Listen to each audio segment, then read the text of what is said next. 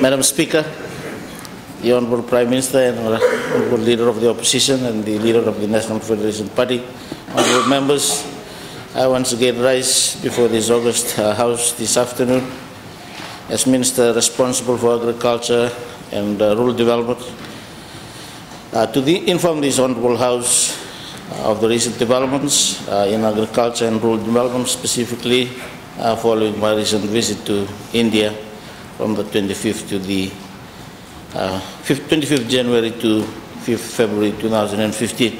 And I'm glad, Madam Speaker, that I am speaking on agriculture, which will require no referendum, hopefully.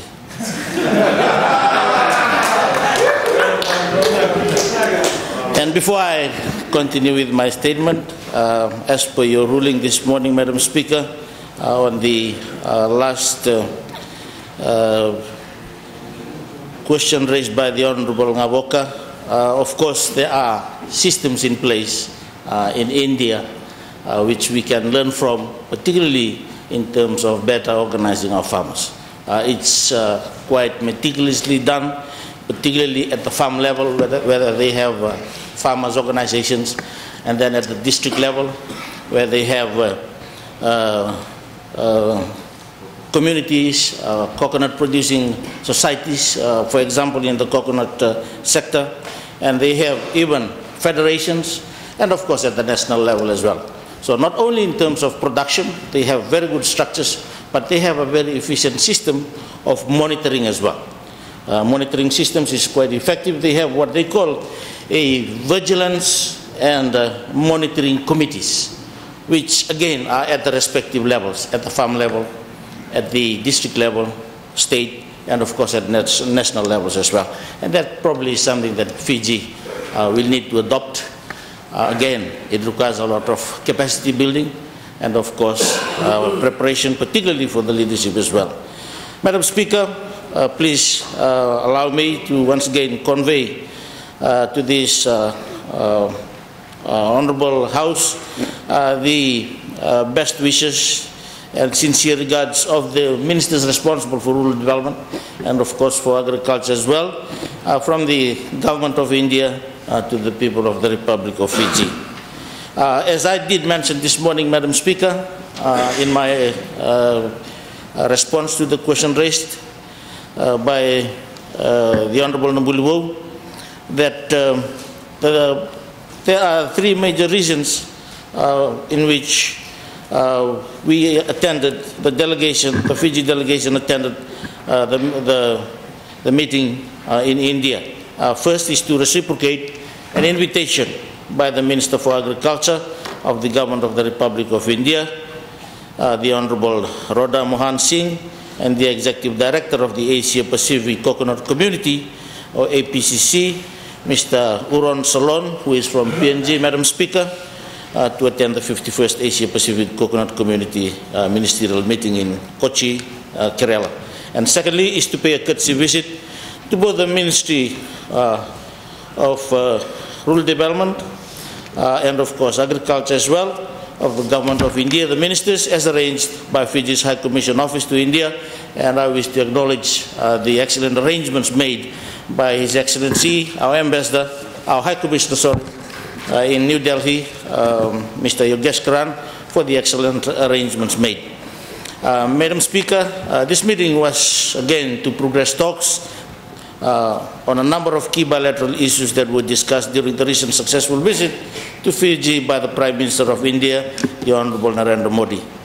And of course, we have seen a change in the, particularly in the bureaucracies within New Delhi when it comes to facilitation of meetings with their Fijian counterparts. And lastly, Madam Speaker, or thirdly, was the strengthening of networks with the key industry stakeholders. We did visit a few, the National Seeds Center, the Coconut Development Board, and of course the Central Marine Fisheries and Research Institute. Of course, Fiji, most of our rural communities, they rely on for fish farming, and of course aquaculture as well. And India, particularly South India, they do quite well in as far as aquaculture, mariculture, and of course wild harvest as well as their form of livelihood. And it was an opportunity for us to see how they utilize both traditional knowledge and technology with the new methodologies, particularly when it comes to aquaculture and mariculture as well. Madam Speaker, our first meeting with the Indian Minister for Rural Development, the Honorable Birendra Singh, focused on technical assistance and cooperation in the areas of rural development. I also wish to inform the House, Madam Speaker, that currently the Honorable Minister for Rural Development, India, is also the chairman for SIRDEP. SIRDEP, Madam Speaker and honorable members of the House, is the Center for Integrated Rural Development in the Asia-Pacific region. It was formed in 1979, however, Fiji did not join then. We saw the opportunities in 2009 and government made the decision to join. There are 15 member countries involved in SIRDEP: Afghanistan, Bangladesh, Fiji, India, Indonesia, Iran, Laopedia, Malaysia, Myanmar, Nepal, Pakistan, the Philippines, Sri Lanka, Thailand, and Vietnam. The Minister, as I did state, Madam Speaker, for Rural Development in India is the current chairman and Fiji is the vice chairman. And this year Fiji will be hosting the Governing Council and the Executive Committee meeting for SIRDEP in August, as already approved by Cabinet. And it provided an opportunity for the chairman and of course the vice chairman as well to discuss on a few specific issues, particularly related to rural development. On cooperatives and small micro enterprises, this, Madam Speaker, was one area that I have already talked about in the morning, that we had some discussions on. Again, market accessibility for our people is quite important. And the market arrangements, particularly at the farmer level, the networking, it's very well organized in India.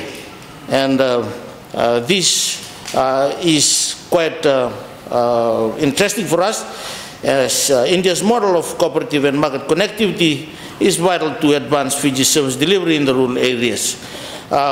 This also includes, Madam Speaker, something that India has, is what they have called rural transformation centers. Rural transformation centers is provided by government for the rural people. They have a program called the provision of urban amenities for our people in the rural areas. For example, we have one of the emerging markets now, particularly in the coconut industry, is virgin coconut oil. Our women, mostly our women, are involved in virgin coconut oil as we speak. But however, some of them do not meet the required standards that the markets require. So it is through the provision of such amenities, facilities, that can enable them to bring their products into the rural transformation center. That is where you have the machinery, you have the expertise, you have the technology, and women or farmers will be assisted so that their products can meet market standard, and that is where the collection as well takes place. This is very, very important, particularly for our rural people. Secondly, Madam Speaker, in our discussion with the Minister for Rural Development, one key area that we also discussed was on rural statistics and the GIS, or Geographical Information System. As you know, Madam Speaker, that this year we are coming towards the end of the current development goals, and we are looking at post-2015. And one of the buzzwords in development today is sustainable development. For sustainable development, Madam Speaker, we need reliable data. We need statistics. And that is an area where we lack in. We know that we are advancing in some areas. However, we need to back it up by data. Particularly for the Agriculture Ministry, I have been struggling over the last few months to know exactly what we have in existence. This is why we need reliable data that will also can help us, particularly in the years to come when it comes to agriculture census. If we have this reliable data, it will save us a lot of costs in future if this is available. Secondly, Madam Speaker, particularly on the importance of this data, it is widely used, particularly with GIS as a planning tool. It is, of course, a key strategic tool as well. For those that have it, I know that Water Authority in Fiji has GIS facilities now. Fiji Sugar Corporation has GIS facilities. And we hope that through the assurance by the Indian government, we will have more people trained on statistics, agriculture statistics and rural statistics to help us, particularly in terms of formulation of our policies on rural development and likewise agriculture as well when we are looking at the post-2015 development agenda. That is quite important for us. I've spoken on capacity building, Madam Speaker, and training. This is a vital area of concern to government, and we need our officials to be trained to provide the impetus and synergies that will enhance their capabilities in the various fields at the various institutions. As I did mention this morning, Madam Speaker, ITEC has doubled its allocation for Fiji, and that is an opportunity that we need to make use of. And I hope not only agriculture or rural development officials will be trained, but more of government officials as well. On that, Madam Speaker, I wish to inform the House as well that through the arrangement that we have with the Ministry for Rural Development and of course under SIRDEP's assistance, we from 2010 have been sending one candidate to Hyderabad to do postgraduate diploma in rural studies, rural development studies at Hyderabad. And we hope that we can increase on that allocation so that more of our people can be provided such training. Madam Speaker, I wish to inform this House again that the Government of India through the Ministry of Rural Development has agreed and also willing to provide assistance on those mentioned issues and will soon develop specific memorandum of understanding for bilateral cooperation. We know that currently we only have that umbrella or the umbrella MOU which we have with the ministry under the Ministry for Foreign Affairs, but hopefully between ministry to ministry we will make use of the facilities that's available with them as well. In the second meeting, Madam Speaker, for Agriculture, met the Minister for Agriculture, the Honorable Radha Mohan Singh. We discussed various issues relating to the existing technical assistance and cooperation in the areas of agricultural development between the two countries. I will go into the details, Madam Speaker. We need assistance on infrastructure, technology, capacity building, technical expertise, genetic experts, breeders, seed specialists, and other technical assistance on the various areas mentioned earlier. These are the areas the Ministry is targeting to improve and strengthen with India, which will bring about increased production and productivity efficiency and of course service delivery. Madam Speaker, in terms of the various memorandum of understanding between the Ministry of Agriculture, between the two ministries, I would like to inform this Honourable House that the Ministry has already signed 3 MOUs with India in the process, and we are in the process of implementing this. One is on the development cooperation in agriculture, bilateral cooperation on water resource management, and of course the bilateral cooperation on agriculture research for development with the International Crop Research Institute for the semi-arid tropics, or ICRISAT. Madam Speaker, again on the development cooperation in agriculture, similar to rural development, we need to have this MOU between the two ministries so that we can have, apart from the ITEC programs, we can have direct access to their facilities as well.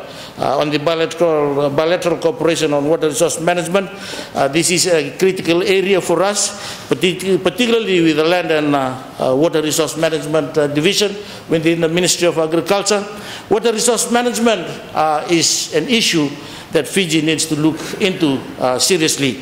I say this, because, Madam Speaker, because in Fiji we have a lot of rainfall.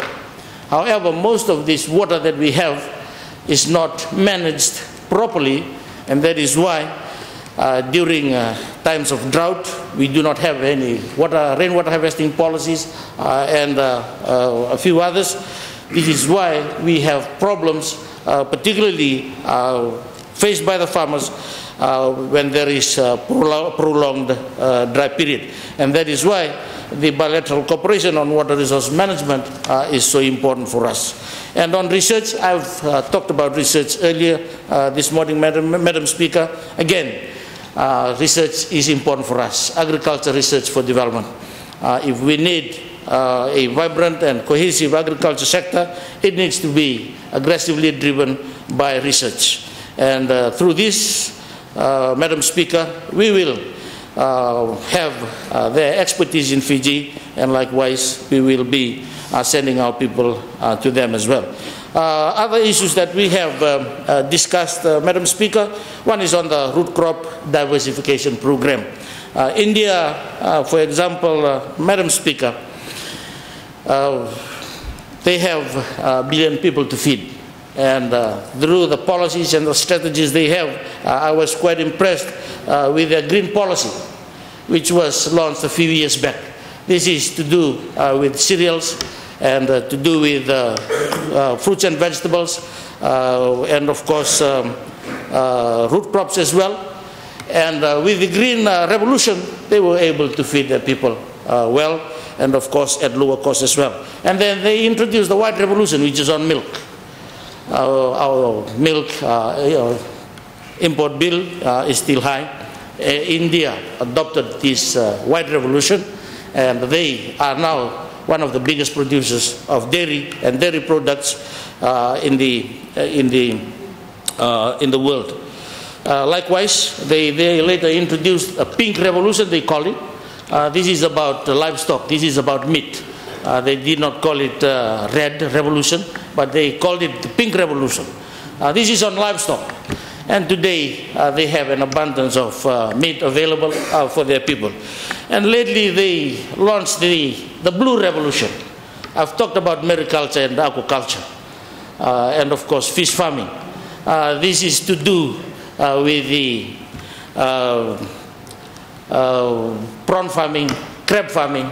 I was accompanied by the chairman of the Rewa Provincial Council, Madam Speaker, and I'm sure he has learned a lot from what he saw in Kerala, which probably will be implemented soon in the Rewa Delta. Of course, the rice industry as well, Madam Speaker, and horticulture, and of course, animal husbandry. Madam Speaker, we were also we continued with the discussions on the dairy industry. The MOU is in the process of final endorsement by the authorities in India, and hopefully when this is endorsed, we will get more assistance from the National Dairy Research Institute, and of course the Farmers Cooperative, particularly on smallholder dairy farmers concept, which we have lately spread into the Western Division, and of course in parts of Naitasiri, Rewa, and Tailewu as well for our smallholder dairy farmers. Madam Speaker, we also visited the National Seed Corporation, which is involved in the development of seed research, seed infrastructure, seed production and seed multiplication, seed marketing and seed distribution to farmers. Of course, there was also a private sector company which is involved in an integrated model of sustainability and livelihood. They focus on the 5F, which is feed, food, fodder, fertilizer and fuel. These are done through hydroponics, and of course both of these enterprises are willing to assist us as well. And of course, lastly, Madam Speaker, on coconut, the coconut industry has been on the decline for the last decade. We, in 2008, we were producing about 9,000 tons of copra, but today it's down to 3,852 tons as of 2013. There are challenges in the industry, Madam Speaker. One is the market, which is very, very important, because we are producing crude oil, and crude oil is the least in terms of price in the market segments that we have. And for that, we need to seriously look at the current arrangements that we have. Because we are selling into the Rotterdam market, and the Rotterdam market is very much buyer-driven rather than seller-driven. And that dictates the prices for copra in Fiji. When the price is low, determined by Rotterdam, as a result, we also have low prices in Fiji. But let me assure the Honorable Ratu Lalambalabu that with the industry plan, which will be part of the strategic development plan, we should be able to address the issues. Once again, Madam Speaker, I thank you for this opportunity, and I hope that we will give every support to the agriculture sector for the betterment of our rural people, and of course for Fiji as well. Thank you. Thank you very much, Honourable Minister, for your statement. I now invite the representative from the opposition to give his response. Thank you, Madam Speaker. I stand to answer to the speech of the Honourable Minister for Agriculture, Rural and Maritime Development and National Disaster Management. I acknowledge the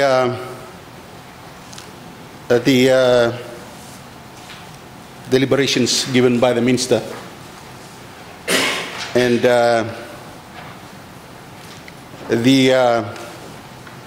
brought into picture the development or the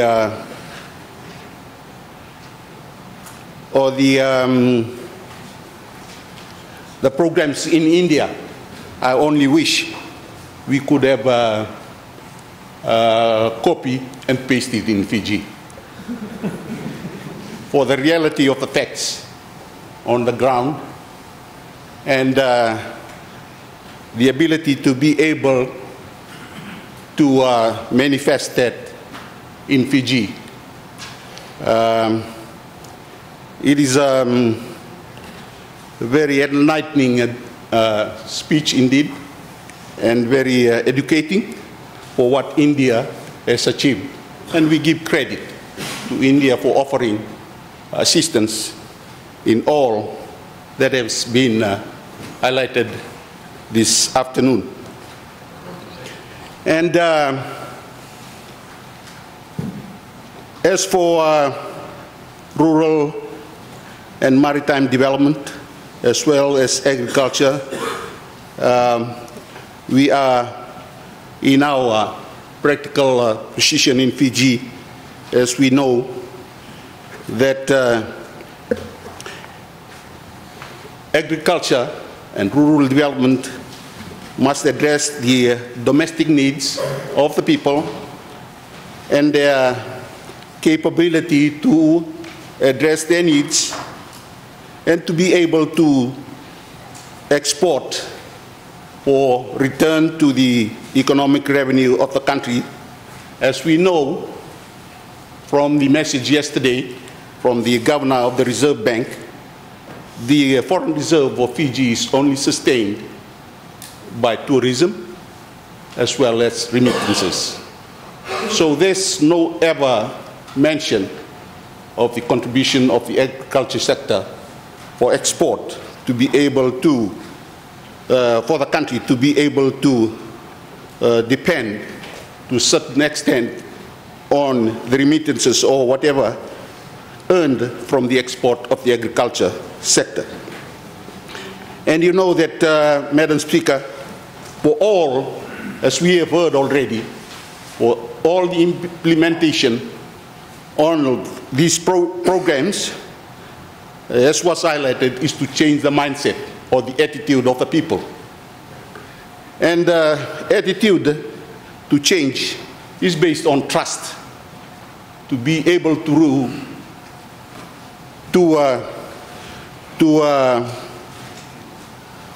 be able to trust whatever program comes in place. especially new programs. And you know that the agriculture sector in Fiji, which is the base of our livelihood in the country, let alone export. And the attitude for all these programs to come, it must be shown to happen, to take place, so that people can change their mindset to say that this is the truth, this is right. And as you know, that we believe in planting kava, grog, coconut, and all has gone down all the years. And we hope that with all these programs in place, if it comes in place, that it will develop the livelihoods of the people, especially those people that live in the rural areas. Thank you, Madam Speaker. Thank you. Thank you very much, Honourable Member, for your response. I will now give the floor to the NLD. Thank you, Madam Speaker. I'm very pleased to respond to the Honourable Minister's statement. I think he's one of the most passionate and somebody with a lot of enthusiasm about the ministry and the agriculture sector that he wants to develop, and I thank him very much for that. I know he did a lot of work when he was Divisional Commissioner.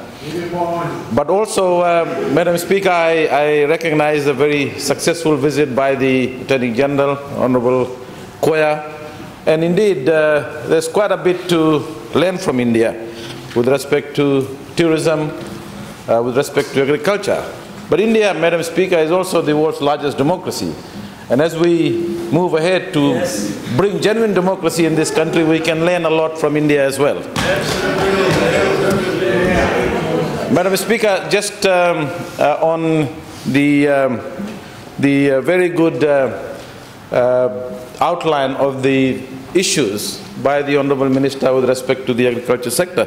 The agriculture sector, Madam Speaker, is not only important for sustaining livelihoods in the rural area, but I think it is part of the overall strategy for poverty reduction, and I appreciate what the Minister is trying to do.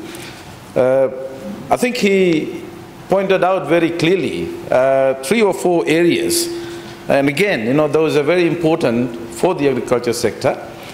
One, he talked about technology, and I think technology involves research, extension, and training.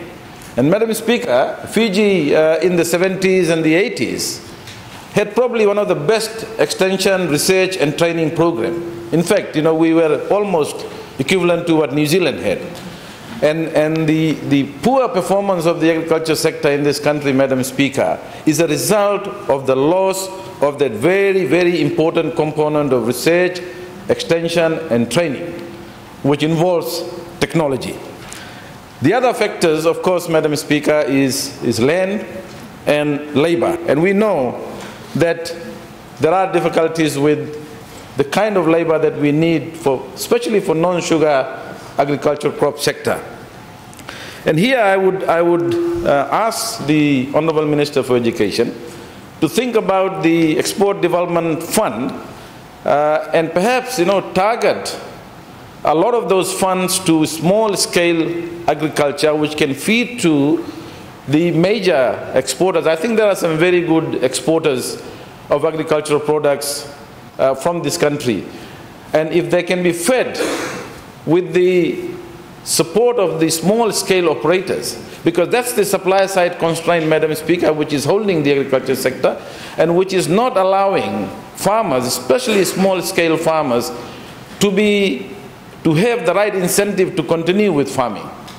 And if there is a link through support from funding from the Export Development Fund to small-scale agriculture, which can feed to larger, you know, exporters, I think we will create a situation where we will have some very, very important and good results. The other point that I want to make, and this is a much more macroeconomic picture, that import substitution strategy, Madam Speaker, especially in the agricultural sector, is bound to fail. I mean, there is a litany of countries or examples around the world where import substitution agriculture has failed. And I know we tried potato. That was a no-brainer. We should have never tried growing potato in this country. We have a lot of crops, non-sugar crops, in which we can invest, and I think the minister is right when he identifies some of the key constraints for which he is targeting help from India. And I encourage him to do that, and we are happy from this side, Honourable Minister, to lend you support to think through some of those specific areas where you can target, policy interventions. Thank you, Madam Speaker. Thank you.